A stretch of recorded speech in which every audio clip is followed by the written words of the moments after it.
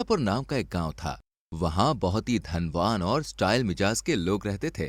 उस गांव के एक घर में श्याम और शीला रहते थे। शीला बहुत खूबसूरत और जवान थी। वहीं श्याम एक साधारण पतला दुबला लप्पो जैसा आदमी था। श्याम बहुत लालची और आलसी भी था। वो उस गांव के एक हैंडलूम कारखाने में साड़ियां बनाने की मजदूरी करता था। वो लोगों को देखकर बहुत जलता था, क्योंकि वो गांव के लोग पैसे वाले थे और बहुत ही खुशहाल थे। मगर श्याम की जिंदगी में केवल मेहनत और कष्ट ही था। श्याम अपनी मुसीबतों का इल्जाम अपनी पत्नी पर डालता है कि उसकी वजह से उसके घर में प्रॉब्लम्स और पैसे की तंगी है, क्योंकि वो सारा दिन अपनी खूबसूरती पे पैसे खर्च करती रहती थी।